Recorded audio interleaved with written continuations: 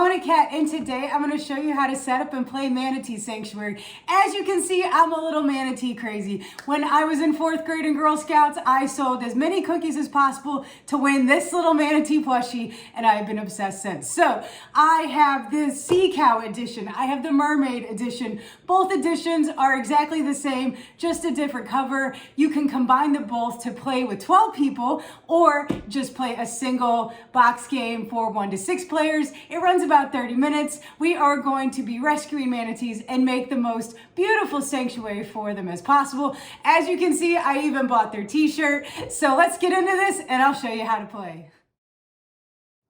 This is everything that comes in the box for Manatee Sanctuary. I did include the Green Manatees mini expansion. This is not included in the base game, but I just wanted to show you what it includes with the mini expansion. So the Green Manatees is a couple of cards here and some Green Manatee meeples. This is purchased separately from the base game over here. So everything over here is our base game. We have our game board. We have 6 player boards. We have 140 manatees, 85 gray, 35 pink, 20 yellow, and a manatee bag. We have 6 starting tiles. We have our solo token here. We have a round tracker here. We have 10 round bonus cards. We have 90 sanctuary cards. And in our different player colors, we have 12 food markers. We have 6 completed flower markers. One side has a +10. The other side has this flower design on it. We then have 6 score markers here, and we have the 50, 100 point tokens that have a 50 on one side and 100 on the other. And of course, we have our rule book.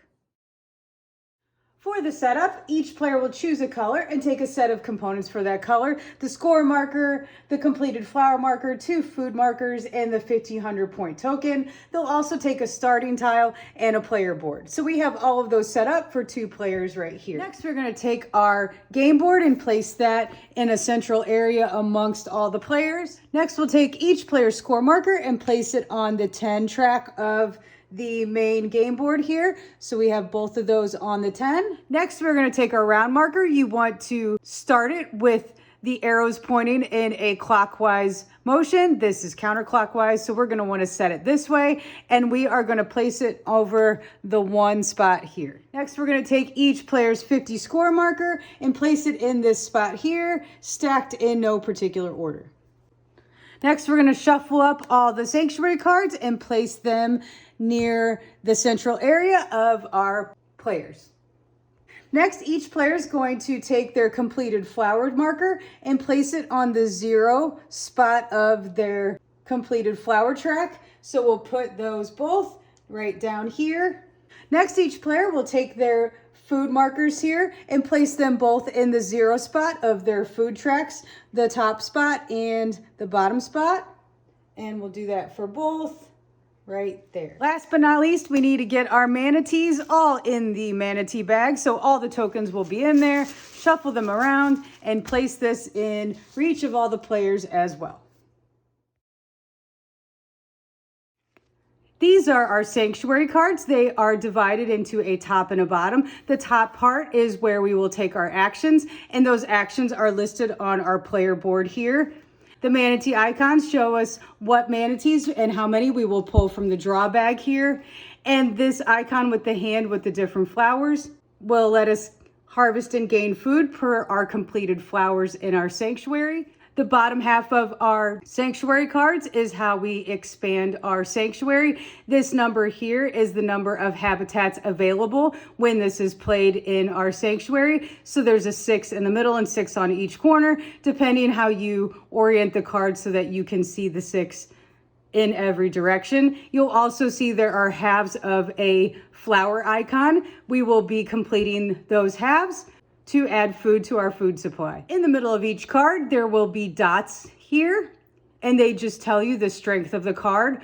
And in this bottom corner of the top, there will be an icon for which edition you are using with these cards. This one is our Sea Cow edition, and there is a mermaid for the mermaid edition.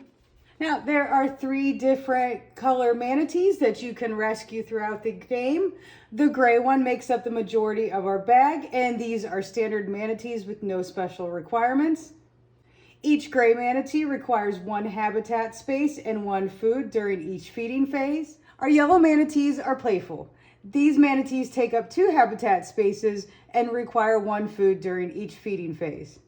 Due to their playful nature, yellow manatees attract additional manatees. So whenever a player uses a card to rescue manatees, they must draw 1 additional manatee at random per yellow manatee within their sanctuary.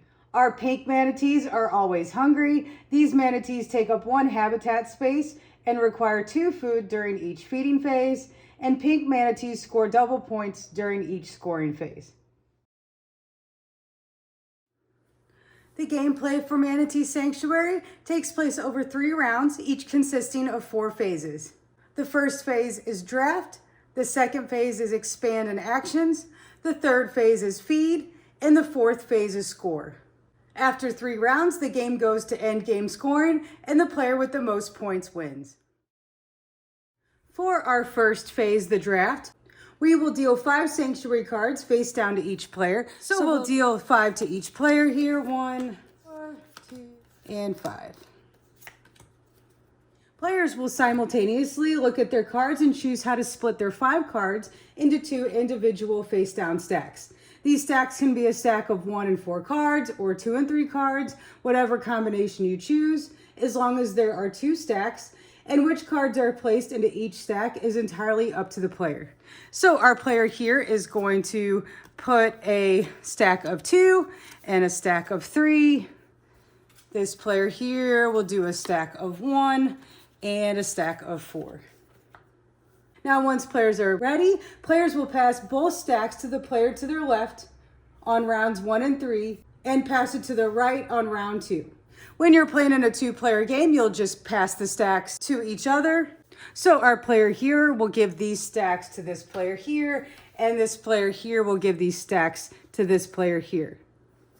Once all players receive their 2 stack of cards, they will examine both stacks and choose a stack of cards to keep and 1 stack to return. Now, when they pick their stack to keep, they will place that stack in their player board area where it says stack to keep. So this player will keep this stack right here. And the stack they are returning will go on this spot here. This player will choose which stack they want to keep and which stack they want to return. So they will return this stack and keep this stack here, like so. After all players have made their choices on their stacks, they will return the top stack to the player from whom it was received. So this player will give this stack back to this player, and this stack goes back to this player. And now we have a hand of 2 combined stacks of sanctuary cards ranging from a total of 2 to 8 cards. During phase 2 for expand and actions, players will simultaneously use their sanctuary cards to expand their habitat, rescue manatees, and harvest food. Players may place their cards face up during this phase to make it easier to look at all the parts of the cards. If you choose to expand during this phase, you will use the bottom portion of our sanctuary cards. To expand your sanctuaries, players must tuck the top half of the card underneath a starting tile or a sanctuary card already played. Cards can be played in any orientation, but must establish 1 or more completed flowers when added. Any touching cards cannot leave a flower icon incomplete.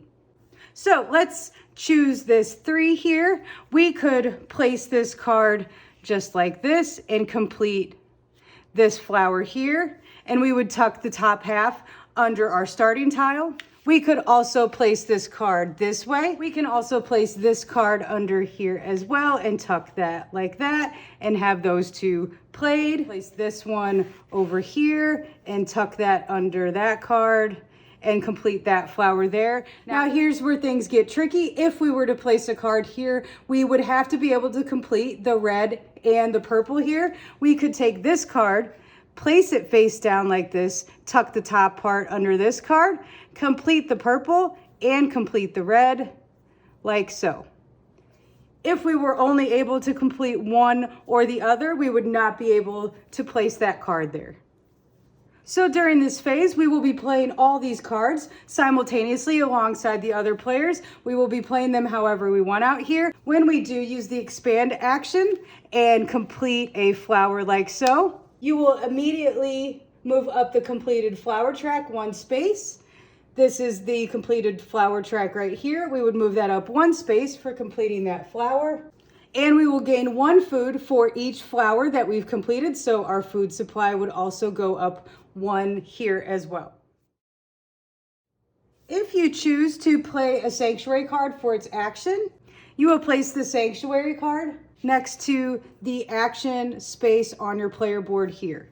As you play your sanctuary cards for their actions, you will place the card here, take those actions, and then take your next card that you want to take those actions on, place that on top, take those actions, and this will now be each player's individual discard pile. Now, when we take our actions, we will take everything that we see here. We will take the harvest icon, gain one food per completed flower in your habitat. So we have one completed flower out here. We would gain one food like so. And then we will rescue our manatees, and we will draw a manatee from the bag at random or a specific color. With the question mark, this means we draw a random manatee out of the bag. So we would get into our draw bag, pull one out. We have a yellow manatee here. We'll have to move our new manatees to their sanctuary. These yellow manatees take up 2 habitat spaces and require one food during each feeding phase. So we'll place our manatee in this spot with the 2, since our yellow needs 2 habitat spaces. Now, if you draw a manatee and cannot place it into your sanctuary, you'll have to return the manatee back to the bag and lose 2 points for each manatee return. You will have the option to choose which manatees to return if there's not enough habitat space. However, players cannot return manatees that are already established in their sanctuary from previously played cards. Some cards like this one have 2 of the harvest icons. You would get to increase your food for each icon that is on the card. Here we would get to harvest 2 times, and we would have multiple flowers here. So we have 1, 2, 3 completed flowers. We would get 3 points for one of those harvest actions, and then we would get to score that again with another 3 points right here. Now with this card here, we would draw 3 random manatees out of our bag. With our yellow manatee, we would draw an additional manatee out of the bag. So we draw 4 total.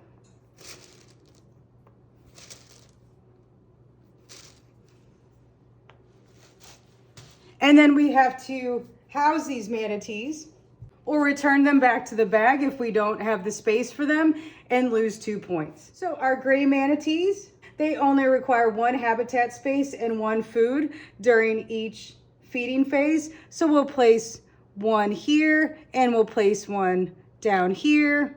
For our pink manatees, they are always hungry. These manatees take up 1 habitat space and require 2 food. They'll also score us double points during each scoring phase. We're gonna place this one here. And then we have the yellow manatees again. These take up 2 habitat spaces and require 1 food during each feeding phase. We'll place our yellow one there.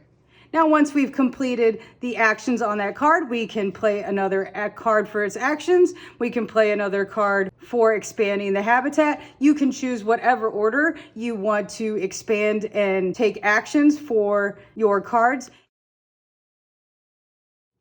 For phase 3 feed, once all players have used or played their sanctuary cards, they must now feed all manatees within their habitat. Our gray and yellow manatees require 1 food each, and our pink manatees require 2. This phase is also done simultaneously by all the players. Now, if the players don't have enough food in their food supplies to feed all of their manatees, they'll have to return their manatees to the bag until they have enough food for those that are left. Players will lose 2 points for each manatee return, and players may choose which manatees to return. Luckily enough, I think we have enough food. We need 2 for our pink guy here, so that's 2 there. We need 1, 2, 3, 4 for our yellow and gray one, so 1, 2, 3, 4. Everybody's fed, we don't have to return them to the bag, and we don't lose points. Phase 4 is our scoring phase. Once players have all fed their manatees, they will score their housed manatees. This can also be done simultaneously by all the players. And the scoring changes depending on the round as shown on the scoring track. Down here is our round 1, round 2, and round 3 scoring. In round 1, each gray and yellow manatee is worth 3 points, and each pink manatee is worth 6. In round 2, each gray and yellow manatee is worth 2 points, the pink is worth 4, and in the third round, each gray and yellow manatee is worth 1 point, and each pink manatee is worth 2. So we have a pink manatee to score on our first round here. We would get 6 points, and we would move our scoring marker up 6 points here and go up to 16. And then we have 1, 2, 3, 4 of our gray and yellow manatees. We score 3 points for each of those, giving us a total of 12. Once all players have scored their manatees, you'll begin a new round by starting with the phase 1 draft. You'll move the round token down to the 2 here. We will flip this over so that we remember that on the second round of our drafting, we will be sending the cards to the player to our right. And when we move to the third round here, we'll flip it back and send our drafting cards to the player to our left. Now, once you get to the end of round 3 and have scored for round 3, as shown on our board here, we'll now do our end game scoring. You'll now calculate any end game scoring bonuses from cards within their sanctuary that look like this here. For this end of game scoring bonus, we'll get 1 point for every 2 manatees in our sanctuary. If you have this end of game scoring in your sanctuary, you'll get an additional 2 points for every pink manatee in your sanctuary. If you have this one in your sanctuary, you will get 3 points for every yellow manatee at the end of the game for your sanctuary. Now, the player with the most points is the winner. If there is a tie, the player with the most manatees in their sanctuary wins. And if there's still a tie, the player with the least leftover food wins. And if there is still a tie, the tied players will share the victory. And that's everything I can show you on how to set up Manatee Sanctuary. I'll see you next time for the next game. Bye.